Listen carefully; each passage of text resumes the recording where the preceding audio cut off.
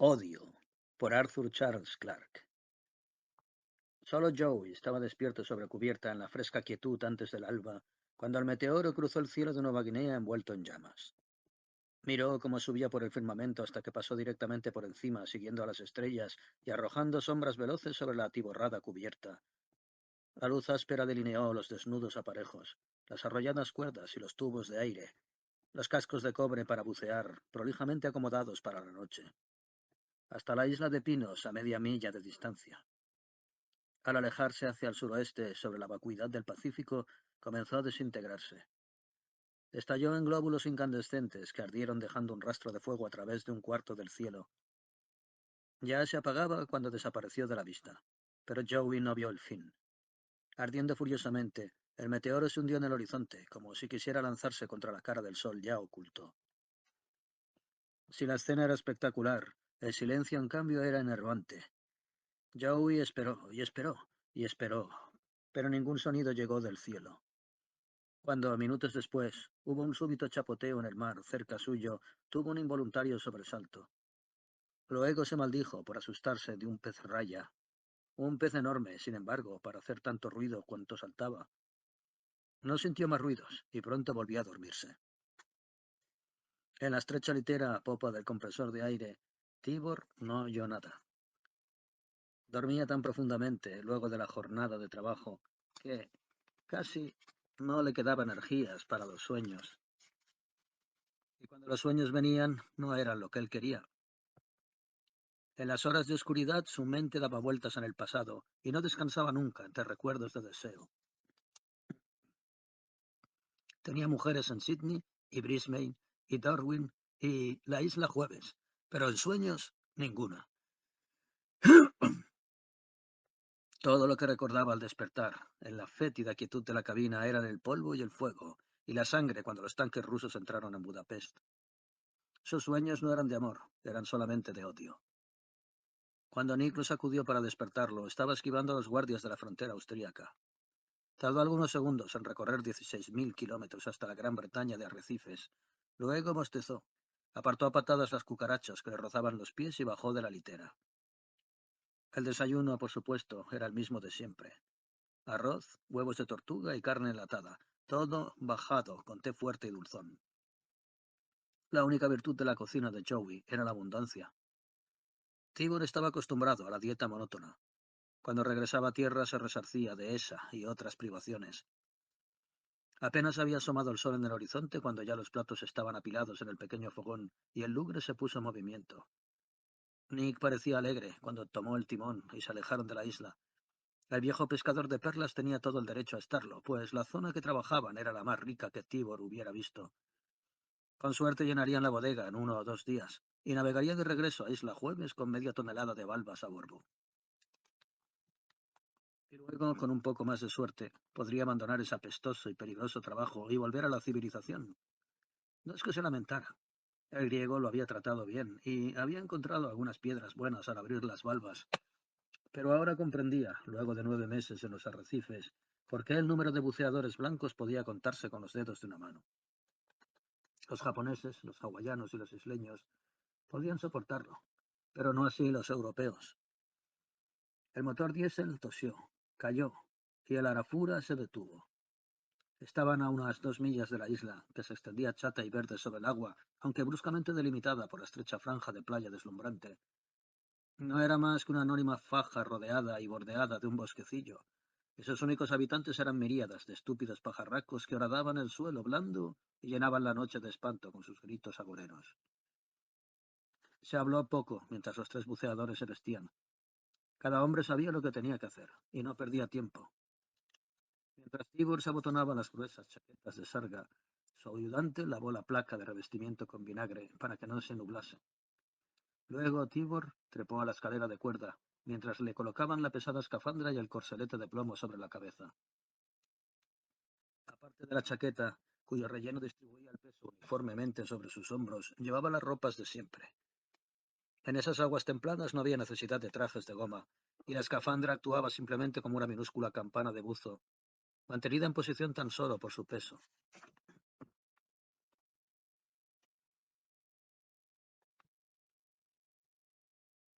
En una emergencia, el portador podía, si tenía suerte, zambullirse fuera de la misma y nadar de regreso a la superficie sin estorbos.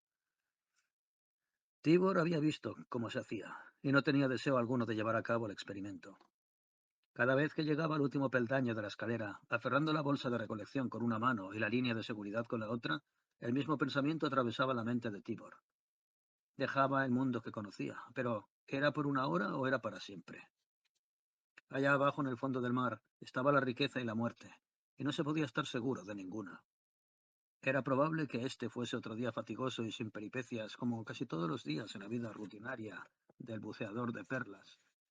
Pero Tibor había visto morir a uno de sus compañeros cuando el tubo de aire se le enredó en la escora de Arafura y presenció la agonía de otro cuyo cuerpo se retorció con calambres. En el mar nada era jamás seguro o cierto. Se aceptaban los riesgos con ojos abiertos. Si se perdía, ¿de qué servía lamentarse? Se apartó de la escala y el mundo de sol y cielo dejó de existir. Desequilibrado por el peso de su escafandra, debía pedalear hacia atrás furiosamente para mantener el cuerpo vertical. Solo veía una vaga bruma azul mientras se hundía, y esperó que Blanco no largara demasiado rápidamente la línea de seguridad. Tragando y resoplando trató de aclararse los oídos al aumentar la presión. El derecho chasqueó pronto, pero un penetrante, intolerable dolor creció rápidamente en el izquierdo, que lo había molestado durante varios días. Trabajosamente llevó la mano debajo del casco, se apretó la nariz y sopló con toda su fuerza. Hubo una súbita silenciosa explosión en algún sitio dentro de su cabeza y el dolor desapareció instantáneamente. No tendría más problemas en esa inmersión. Tibor sintió el fondo antes de verlo. Como no podía inclinarse, a menos que se arriesgara a inundar el casco abierto, su visión hacia abajo era muy limitada. Podía mirar alrededor, pero no abajo. Lo que vio era tranquilizador en su trillada monotonía. Una llanura fangosa, suavemente ondulada, que desaparecía de la vista a unos 3 metros de distancia. 1 metro a su izquierda, un pez diminuto mordisqueaba un trozo de coral del tamaño y la forma de un abanico de mujer. Eso era todo. Allí no había belleza, ni país encantado submarino, pero había dinero, y eso era todo lo que importaba. La línea de seguridad dio un suave tirón, y el lugre comenzó a deslizarse hacia abajo, moviéndose de costado sobre el terreno. Tibor caminó hacia adelante, con el paso saltarín y lento que le obligaba la ingravidez y la resistencia del agua. Como buceador número 2, trabajaba desde la proa. En medio del navío estaba Stephen, todavía comparativamente inexperimentado, mientras que en popa estaba el buceador principal, Billy. Los tres hombres rara vez se veían durante el trabajo. Cada uno tenía su propia zona de búsqueda. Mientras el Arafura se deslizaba silenciosamente frente al viento. Solo los extremos de sus zigzags podían alguna vez vislumbrarse unos a otros, formas borrosas que se asomaban en la bruma.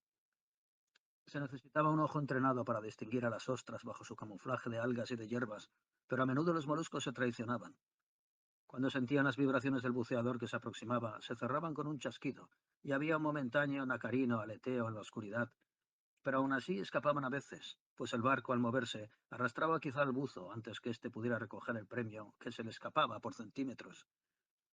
En los primeros días de aprendizaje, Tibors había perdido varios de los grandes labios plateados, cualquiera de los cuales podía haber contenido alguna perla fabulosa. O eso imaginó, antes de que se desvaneciera el hechizo de la profesión y comprendiera que las perlas eran tan raras que más valía olvidarlas. La piedra más valiosa que había subido había sido vendida por $56, y las ostras que juntaban una buena mañana valían mucho más que eso.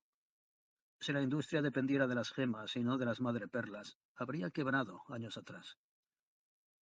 No había sentido del tiempo en ese mundo brumoso.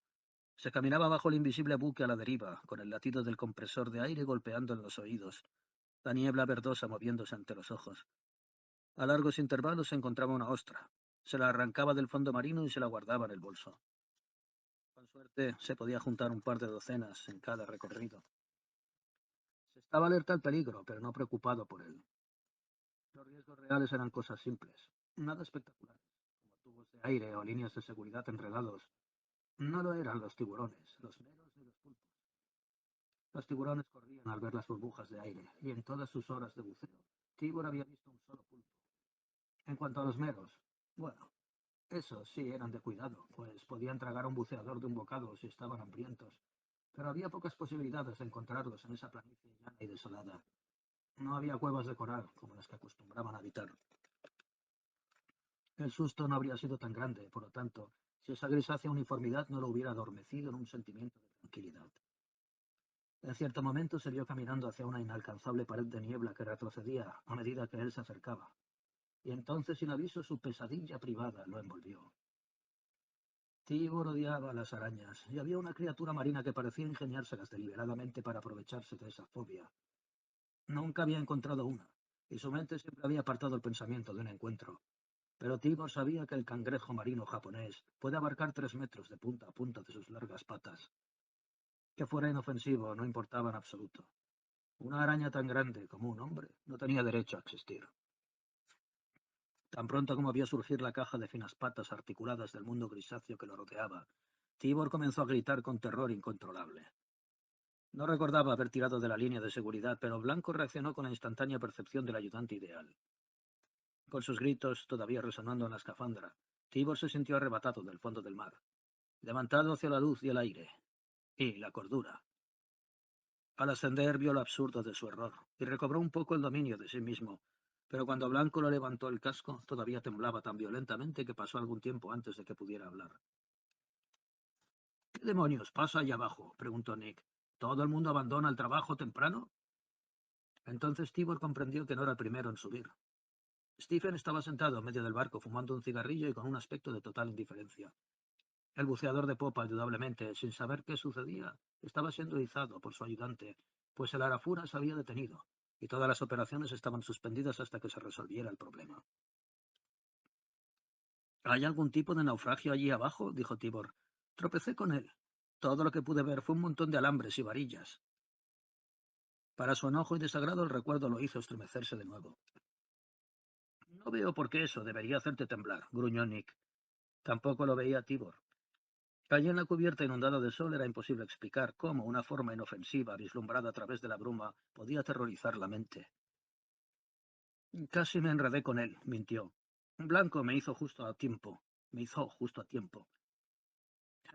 Dijo Nick, obviamente no convencido. De todas formas, no es un barco. Hizo un gesto hacia el buceador del medio de la nave. Steve se encontró con un lío de cuerdas y de tela, como nylon grueso, dice. Suena como algún tipo de paracaídas. El viejo griego miró con disgusto el empapado resto de su cigarro, luego lo tiró por la borda. En cuanto Billy suba, bajaremos a ver. Puede valer algo. Recuerda lo que le sucedió a Joe Chambers. Tibor recordó. La historia era famosa a lo largo de toda la gran barrera de arrecifes. Joe había sido un pescador solitario que en los últimos meses de la guerra encontró un DC-3 en aguas poco profundas, a pocas millas de la costa de Queensland.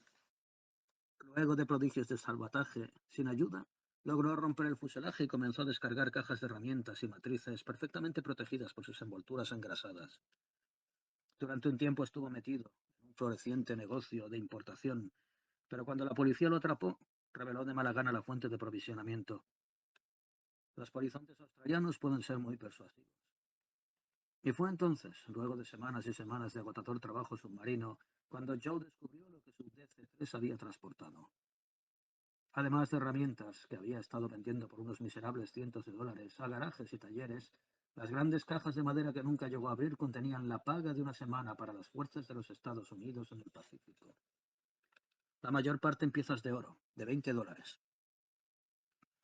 Aquí no había tanta suerte, pensó Tibor al hundirse nuevamente, pero el avión, o lo que fuera, podía contener instrumentos valiosos, y podía existir una recompensa por su descubrimiento. Además, se lo debía a sí mismo. Quería ver exactamente qué era lo que tanto lo había asustado. 10 minutos más tarde supo que no era un avión. Tenía otra forma y era demasiado pequeño. Solo unos 6 metros de largo y la mitad de ancho. Aquí y allá en el cuerpo suavemente cónico había escotillas de acceso y diminutas troneras a través de las cuales instrumentos desconocidos espiaban al mundo. Parecía intacto, aunque un extremo se había fundido, probablemente a consecuencia del terrible calor. Del otro brotaba una maraña de antenas, todas quebradas o dobladas por el impacto con el agua.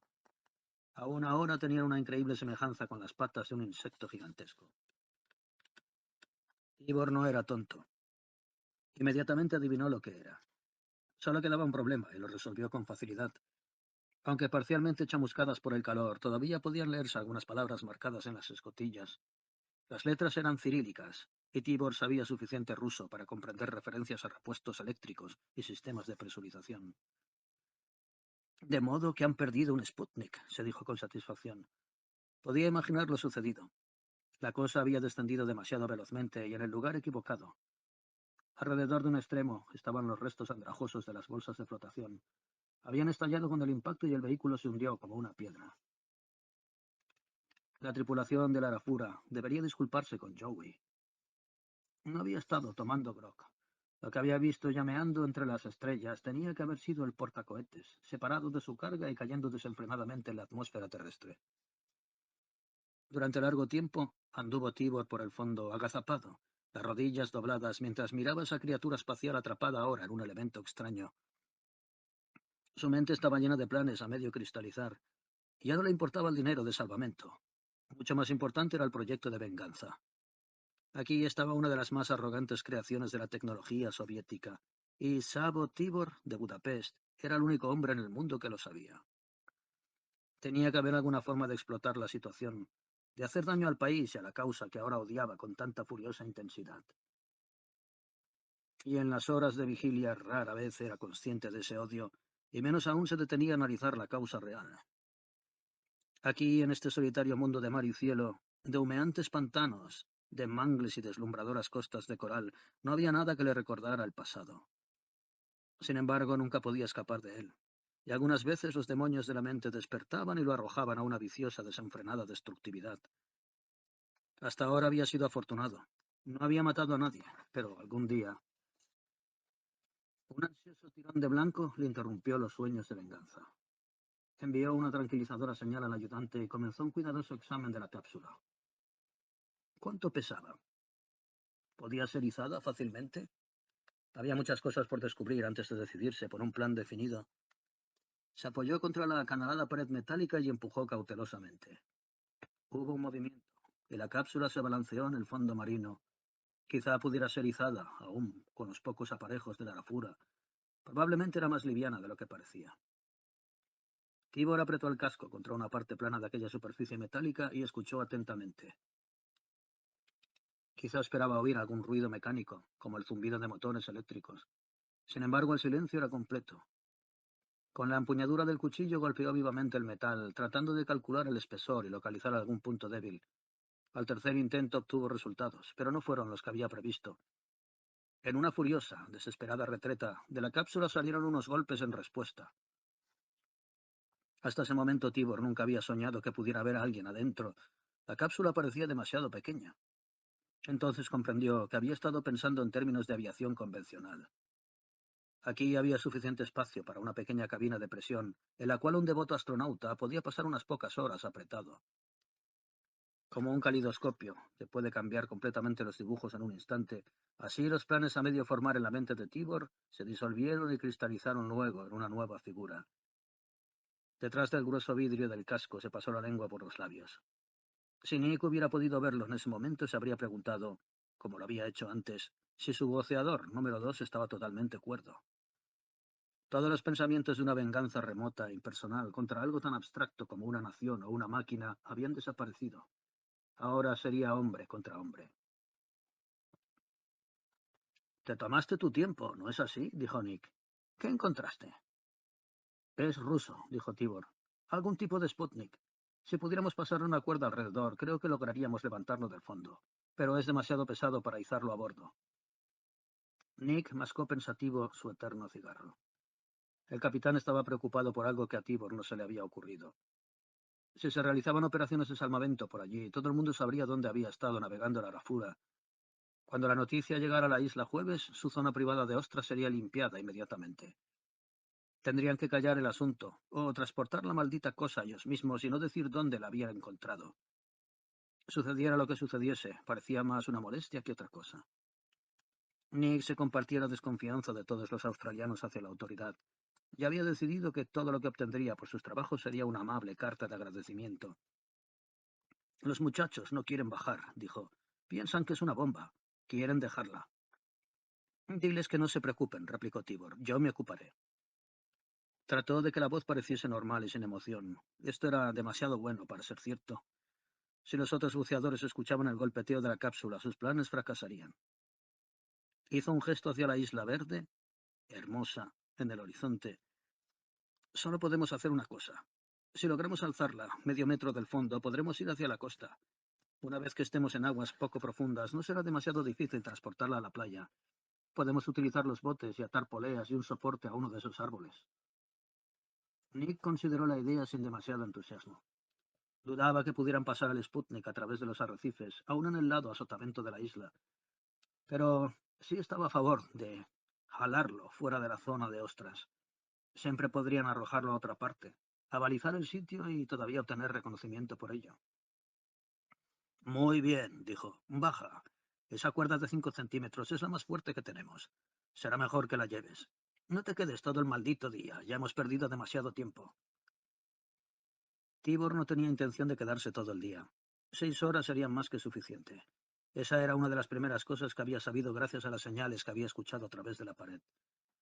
Era una pena no poder oír la voz del ruso, pero el ruso podría oírlo, y eso era lo que realmente importaba. Cuando apoyaba el casco contra el metal y gritaba, casi todas sus palabras eran escuchadas. Hasta ahora había sido una conversación amistosa. Tibor no tenía intención de mostrar la mano hasta el momento psicológico adecuado. El primer paso había sido establecer un código. Un golpe para sí, dos para no. Luego era cuestión de idear las preguntas apropiadas. Con tiempo no había hecho o idea que no pudieran ser comunicados por medio de estas dos señales. Habría sido más arduo si Tibor hubiera tenido que utilizar su indiferente ruso. Se alegró de encontrar que el piloto atrapado comprendía inglés perfectamente, aunque no se sorprendió por eso. En la cápsula había aire para otras 5 horas. El ocupante no estaba herido. Sí, los rusos sabían dónde había caído. Esa última respuesta hizo vacilar a Tibor. Quizás el piloto mentía, pero podía ser cierto. Aunque obviamente algo había andado mal en el regreso a la Tierra. Los buques rastreadores del Pacífico debían haber localizado el punto de choque. ¿Con cuánta exactitud? Eso no podía adivinarlo. ¿Pero importaba? Podía tardar días en llegar allí, aun si iban directamente a aguas territoriales australianas sin preocuparse de pedir permiso a Canberra. Él era el amo de la situación. Todo el poderío de la URSS no podría interferir con sus planes hasta que fuera demasiado tarde. La pesada cuerda cayó en rollos sobre el lecho marino, levantando una nube de cieno que se elevó como humo en la despaciosa corriente. Ahora que el sol estaba más alto en el cielo, el mundo submarino no se hallaba ya envuelto en una bruma gris y crepuscular. El lecho marino era incoloro, pero brillante, y el campo de visión abarcaba ahora casi 4 metros. Por primera vez Tibor pudo ver la cápsula espacial en su totalidad. Era un objeto tan singular. Había sido diseñado para condiciones que estaban más allá de toda experiencia normal, que parecía burlarse de la vista. En vano se buscaba la parte de adelante o la de atrás. Era imposible adivinar hacia dónde apuntaba al volar en su órbita. Estoy aquí otra vez. ¿Puedes oírme?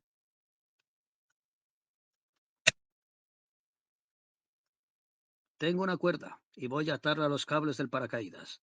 Estamos a unos 3 kilómetros de una isla, y en cuanto te hayamos amarrado, iremos para allá. No podemos izarte con el equipo de lugre, de modo que trataremos de arrastrarte fuera del agua en la playa. ¿Comprendes?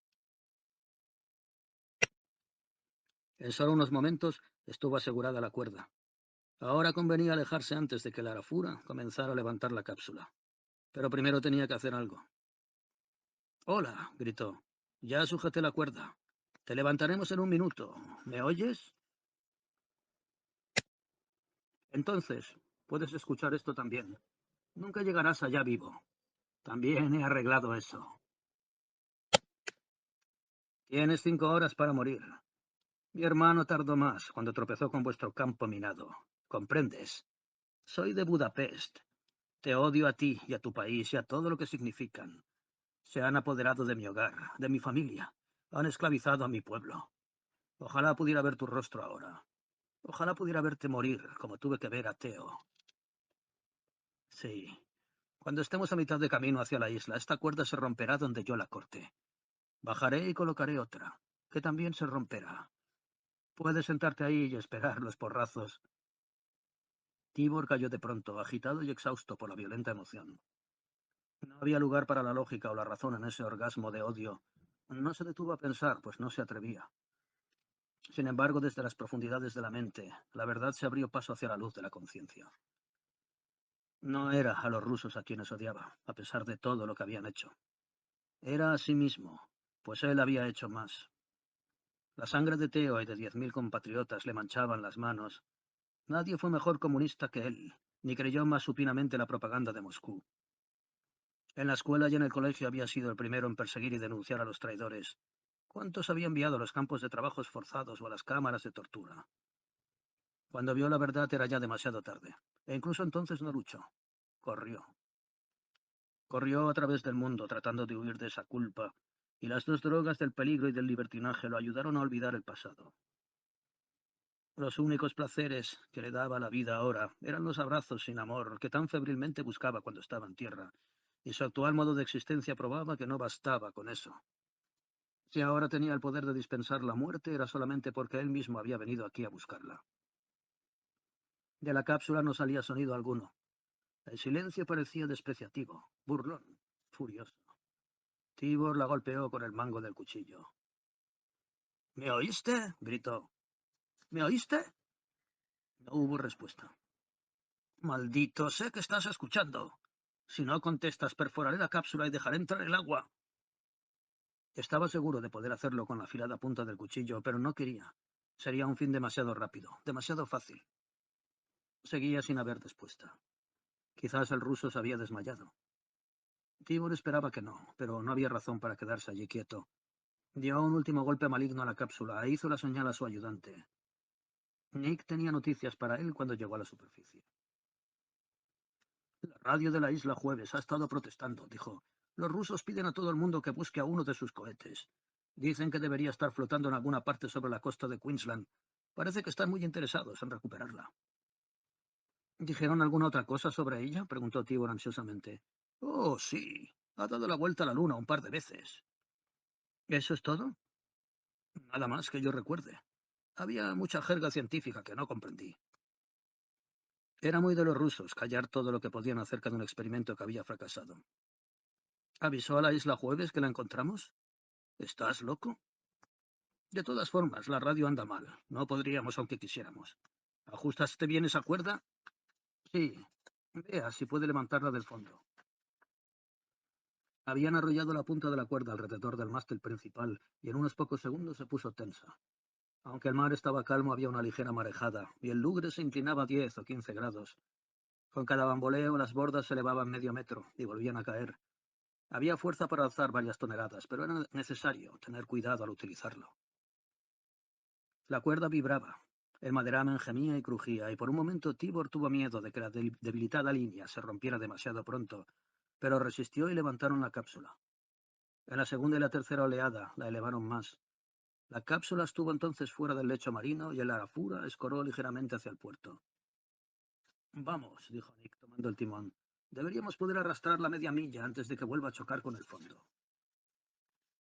El Lugre comenzó a navegar lentamente hacia la isla, arrastrando su oculta carga. Al recostarse en las barandillas, dejando que el sol le secara la humedad de la empapada vestimenta, Tibor se sintió en paz por primera vez. ¿En cuántos meses? Incluso su odio había dejado de arder como un fuego en su cerebro. Quizá como el amor, era una pasión que nunca podía satisfacerse, pero por el momento al menos estaba saciada. Su resolución no se había debilitado. Estaba implacablemente decidido a ejecutar la venganza que tan extrañamente, tan milagrosamente se había puesto a su alcance. La sangre pedía sangre, y ahora los fantasmas que lo perseguían podían por fin descansar. Sin embargo, sintió una extraña compasión, incluso piedad por el desconocido, gracias al cual podía ahora devolver el golpe a los enemigos que alguna vez habían sido sus amigos. Les robaba mucho más que una simple vida. Pues que era un hombre, aún un científico altamente entrenado para los rusos. Lo que le sacaba era poder y prestigio y sabiduría, las cosas que valoraban más. Comenzó a preocuparse cuando estuvieron a 2 tercios del camino a la isla, y la cuerda no se había roto. Todavía quedaban 4 horas, y eso era demasiado tiempo. Por primera vez se le ocurrió que todo su plan podía echarse a perder y recaer incluso sobre su cabeza. ¿Qué pasaría si, a pesar de todo, Nick lograba llevar la cápsula a la playa antes del plazo? Con una profunda vibración que conmovió a toda la nave, la cuerda salió retorciéndose del agua, rociando espuma en todas direcciones. Debería haberlo previsto, murmuró Nick. Justo comenzaba a chocar. ¿Te gustaría volver a bajar o mando a alguno de los muchachos? Yo me haré cargo, respondió Tibor apresuradamente. Puedo hacerlo más rápidamente que ellos. Eso era cierto, pero tardó 20 minutos en localizar la cápsula. El Arafura se había deslizado bastante lejos antes de que Nick lograra detener el motor y, por un momento, Tibor se preguntó si alguna vez volvería a encontrarla. Revisó el lecho marino, describiendo grandes arcos, y recién cuando se enredó accidentalmente en el paracaídas finalizó su búsqueda. Las jarcias ondulaban como un extraño y horrible monstruo marino, pero a nada tenía ya Tibor, excepto al fracaso, y su pulso apenas aceleró al ver la masa blanca y reluciente. La cápsula estaba arañada y manchada de lodo, pero parecía intacta. Ahora descansaba sobre un costado y hacía pensar en una gigantesca mantequera ladeada. El pasajero seguramente había recibido algún golpe, pero se había caído desde la luna, tenía que estar bien protegido, y probablemente estuviera aún en buenas condiciones. Tibor así lo esperaba. Sería una pena que se desperdiciaran las 3 horas siguientes. Nuevamente apoyó el cobre verdoso del casco contra el metal, ya no tan reluciente de la cápsula. «Hola», gritó. «¿Puedes oírme?» Quizás el ruso trataría de contrariarlo, permaneciendo silencioso, pero eso seguramente era pedir demasiado del autocontrol de cualquier hombre. Tibor tenía razón. Casi inmediatamente llegó el golpe agudo de la respuesta.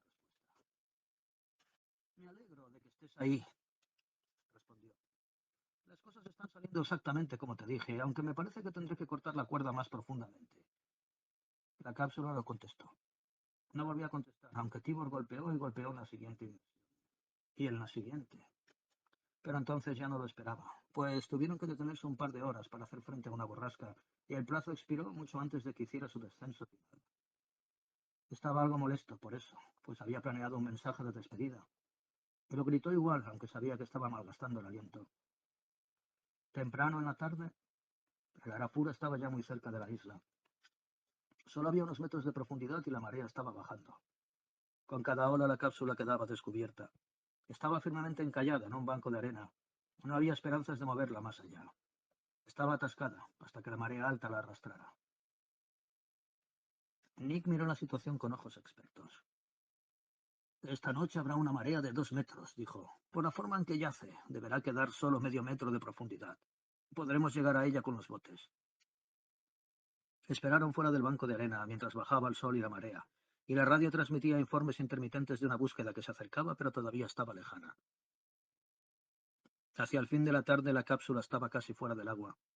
La tripulación, de mala gana, una sensación que Tibor compartía con disgusto, dirigió hacia ella el pequeño bote. «Tiene una puerta al costado», dijo Nick súbitamente. «¡Caramba! ¿Crees que haya alguien adentro?» «Podría ser», respondió Tibor con voz no tan firme como pensaba. Nick la miró con curiosidad. El buceador había actuado en forma extraña durante todo el día, pero no pensaba preguntarle qué andaba mal. En esa parte del mundo pronto se aprendía a no meterse en los asuntos de los demás. El bote, balanceándose ligeramente en el mar picado, llegó al lado de la cápsula. Nick sacó la mano y tomó la punta de una antena torcida. Luego, con agilidad felina, trepó a la curva superficie metálica. Tibor no hizo intento alguno de seguirlo. Observó silenciosamente desde el bote mientras Nick examinaba la escotilla. «A menos que esté trabada», murmuró Nick. «Debe existir alguna forma de abrirla desde afuera. Quizá haya que usar herramientas especiales». El temor de Nick no estaba justificado. La palabra abrir había sido grabada en 10 idiomas alrededor de la hundida cerradura, y solo fueron necesarios unos segundos para deducir su funcionamiento. El aire salió siseando, y Nick dijo «¡Oh!» y palideció súbitamente. Miró a Tibor como buscando ayuda, pero Tibor apartó la mirada. Entonces, de mala gana, Nick se metió en la cápsula. Tardó un largo rato. Desde adentro llegaron primero unos golpes sordos, seguidos de una sarta de profanidades bilingües, y luego un prolongado silencio. Cuando la cabeza de Nick apareció por la escotilla, su rostro curtido y bronceado estaba gris y surcado de lágrimas. Tibor vio ese increíble espectáculo y tuvo un horrible presentimiento. Algo había salido muy mal, pero su mente estaba demasiado embotada para anticipar la verdad. Luego, cuando Nick depositó su carga no mayor que una muñeca, comprendió. Blanco la tomó, mientras Tibor retrocedía a la popa del bote. Cuando miró el tranquilo rostro de cera, sintió que unos dedos de hielo se le cerraban no solo alrededor del corazón, sino de la espalda. En ese mismo momento, al conocer el precio de su venganza, murieron para siempre en él el odio y el deseo. La astronauta muerta era quizás más hermosa en la muerte que en la vida, aunque pequeña. Debía de haber sido fuerte y muy entrenada para esa misión. Tendida a los pies de Tibor, no era ni rusa ni el primer ser humano que había visto la cara oculta de la luna. Era simplemente la niña que él había asesinado. Nick estaba hablando, muy lejos. Ella llevaba esto, dijo con voz insegura. La tenía firmemente apretada en la mano. Tardé un largo rato en poder sacársela. Tibor apenas sí lo oyó, y ni miró la diminuta cinta grabada en la palma de Nick. No podía adivinar en ese instante, más allá de todo sentimiento, que las furias se apoderarían aún de su alma, y que pronto el mundo entero escucharía una acusadora voz de ultratumba, marcándolo más irrevocablemente que a hombre alguno desde Caín.